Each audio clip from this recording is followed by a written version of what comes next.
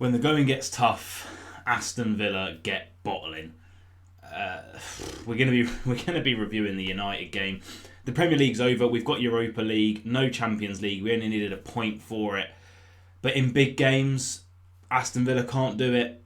Emery's tactics were awful. The players were awful. The referee was terrible. Probably cost us Champions League, but we didn't deserve to win anyway. We deserved to lose probably 4 or 5-0, to be honest with you. But we're going to review this game and then we're going to try and put it in the past. We're going to look towards our transfers and look towards next season where we're back in 4 competitions again. A good chance of winning the Europa League. Emery is a Europa League specialist, so we'll see what we can do. But we're going to need a new squad with players that can actually perform in the big games. That's what I'm saying. But if you are enjoying the content, leave a like, subscribe down below with notifications on. Let's have a look at the game. So this is how the Premier League did end up finishing. We finished joint on points with Newcastle, but with one of the worst goal differences you'll ever see in the top 6 of 7, because we just couldn't score goals this season because we don't have a fantastic striker, and our wingers didn't chip in anywhere near as much apart from Morgan Rogers as you would like this season.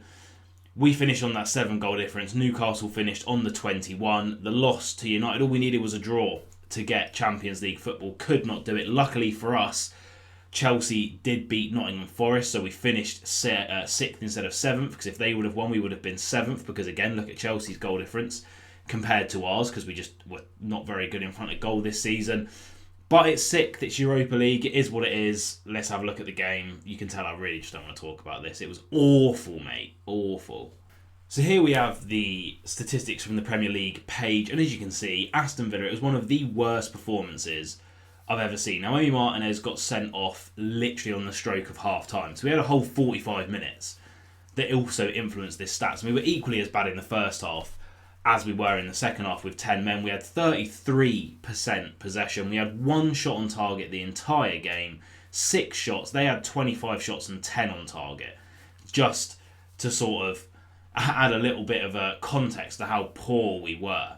And it was just awful. But I want to have a look, actually, we're going to go over to SofaScore, and I want to have a look at the actual individual player ratings, just to show you that some of these players that we rely on so heavily throughout the season just can't get it done when it actually matters. And some of them, you know who, just need to leave this club because they are not up to standard, and I'm sure Emery will think the same.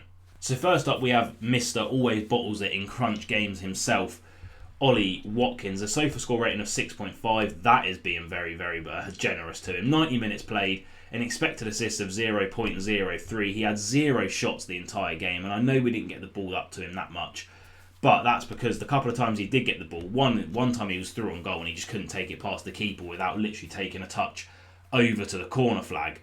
But he was offside 3 times. 3 times when he just should not have been offside. It doesn't matter because he wouldn't have scored anyway because the geezer's terrible in one-on-ones. 1 foul committed. Defensive stats fantastic. Let's go through these because this is where he shines, you know. 0 clearances, 0 block shots, 0 interceptions, 0 tackles. Good stuff. Ollie, he won 2 out of his 10 aerial duels, 2 out of his 5 ground duels. His passing was that of sort of like a prime Xavi, prime Iniesta. He completed 40%, 6 out of 15. 50% of his dribbles, he had 2 dribbles the whole game, completed 1 of them. He was awful, just ghosting in these big games. Again, we move on. I'll get Morgan Rogers up here. Oh my God. Again, why is he out on the right-hand side with McGinn on the left? It doesn't work. It hasn't worked for so long. It hasn't worked for the last 3 games. And we're pumping our best player out into position he's not effective from. And look what he does. 84 minutes, an expected assist of 0.01. 7 out of 12 passes completed. No crosses completed. No long balls completed accurately. Only completed 1 out of his 4 dribbles. Couldn't win a tackle to save his life. He lost possession 16 times in that game. It was honestly terrible. I mean, John McGinn, our captain, did he fare any better out on the left-hand side where he can't do anything really most of the time? Let's have a little look here. Expected goals 0.08. Good stuff, Guinea. 0.03 expected goals. At least he was trying with his passes and completed a long ball. But other than that, again, lost possession 10 times. 10 times. The amount of times in the first half he lost possession because all he wants to do is back into players and then fall over And then when he doesn't win, and I've said this so many times on this channel, when he doesn't win the foul, he just sits there, you're the captain, get up and get back into them then. Honestly, man. He's not a left winger as well. He's awful there. Kamara, another one. In these big games this season, has just been pretty bang average. Do you know what I mean? Fair enough, he completed a decent amount of his passes, but he's in there to win all the tackles. 6 tackles won, 2 aerial duels won, 4 times he lost possession in that game, committed 2 fouls. Don't get me started on this geezer as well. Bring him up. Let's just rinse everyone. Pau Torres, please.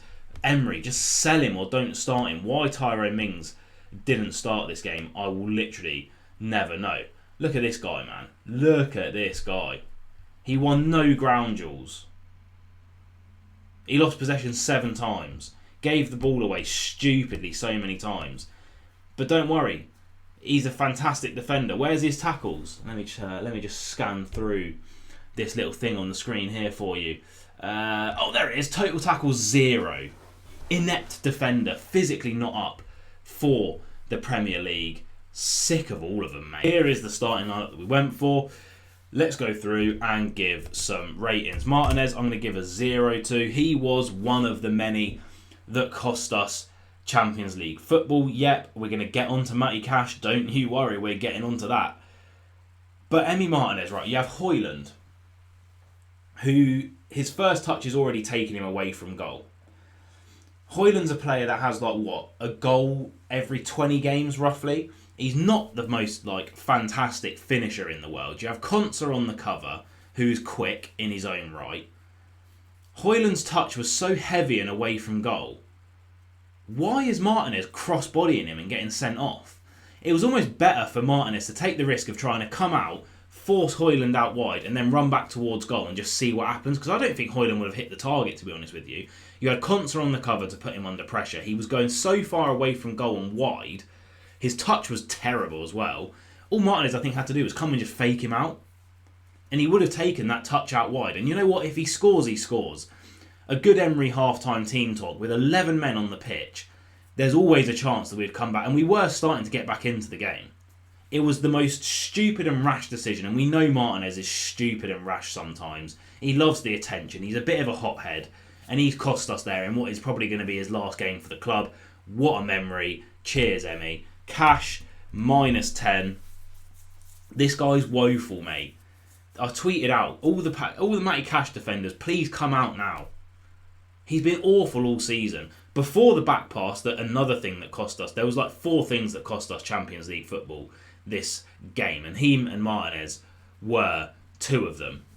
But Cash, every attack was coming down that right-hand side. The most inept right-back I've ever seen. Not up to standard for an Aston Villa team that want to go to Europe every year. He has to go this summer. If Matty Cash is our starting right-back next season, this channel is getting shut down because I can't be arsed of it. Konsa, oh my God, Cavan 8. The only person in our back 4 that didn't make a mistake this game. The only Rolls Royce that we have left in our defence at the moment. Thank God for Ezri Konsa, because without him, I think we would have had a negative goal difference this season without Ezri Konsa, I'll be honest with you. Thank God. Pau Torres, 0. Giza didn't make a tackle. Gave the ball away in the box. Slow on the ball. Ponderous. Out-muscled at every opportunity. I truly believe a fly could out-muscle Pau Torres. He needs to go. Maatsen, unfortunate for him. I'm going to have to give him a 4. Not the best game. The penalty was unlucky. It was a penalty. But ultimately, he's trying to charge down the ball and he's just stepped on Ahmad's foot accidentally. There was nothing intentional about it. It is a penalty. I don't dispute that.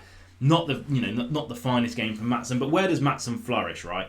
Maatsen flourishes when he's allowed to get forward. We have a bit of possession.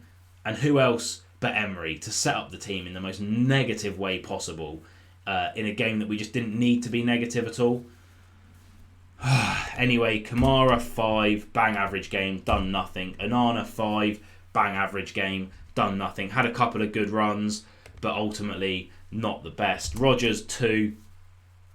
I didn't even notice he was playing this game. This is like the 8th big game that he's ghosted in. I know he's a young player. It's his first full season in the Premier League, but he needs to snap that out next season. Asensio 3, 5. He was all right. When he got on the ball, he was the typical Asensio that we know, that's good, calm, composed and class on the ball.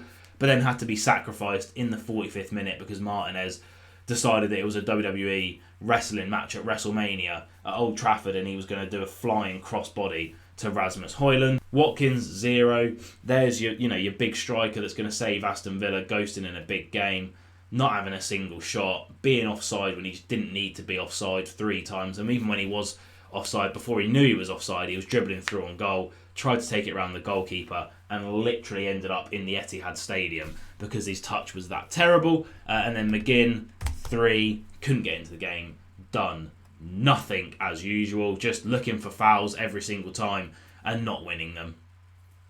But there's also there's a person that needs a rating in this game, and that is Unai Emery, and he's getting a big fat -10.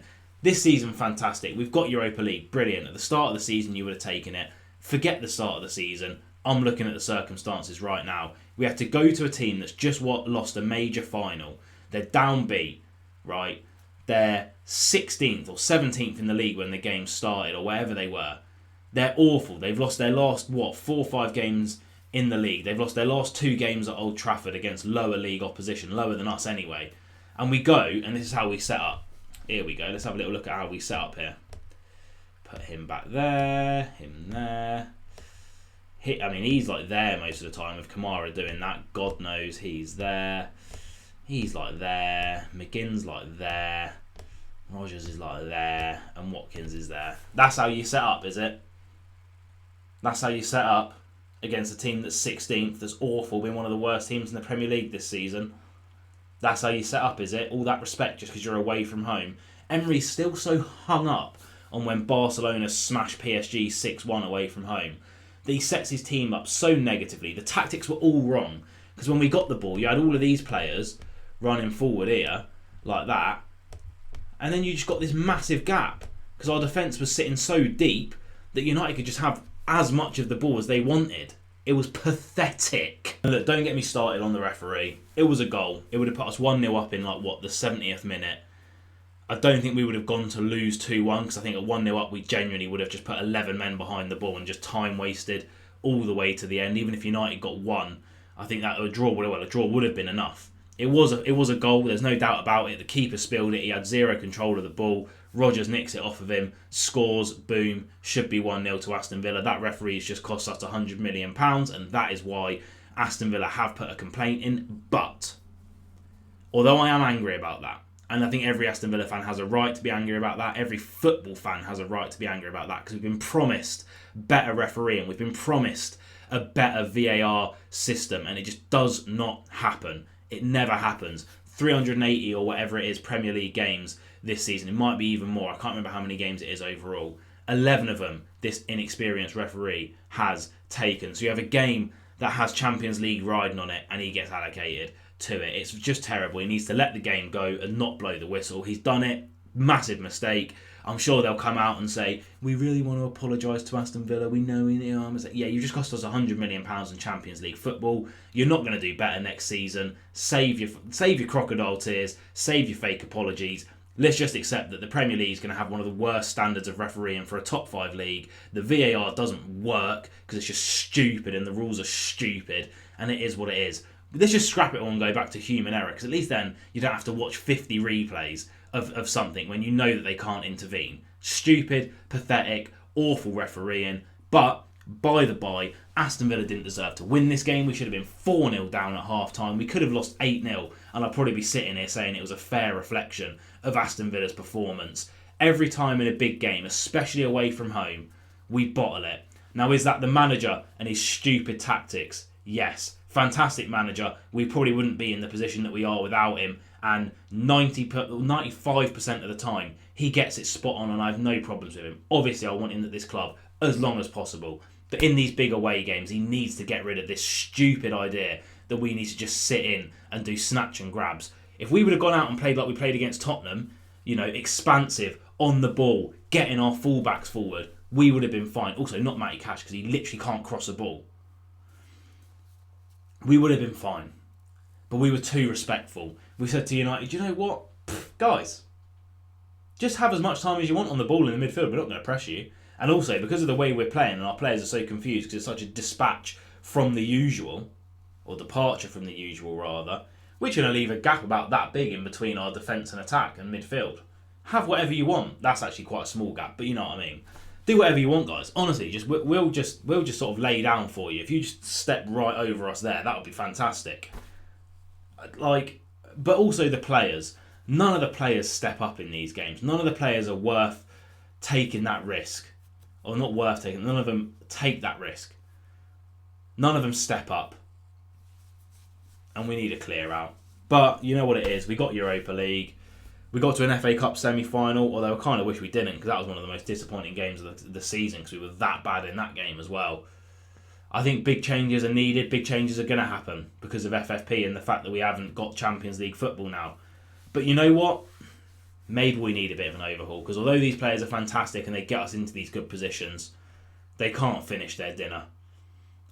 Let's get some hungry boys in that can finish, but that's it for reviews, previews until pre-season. We're going to be moving on to transfer content, speculation content, news about Aston Villa. I'll see you guys soon.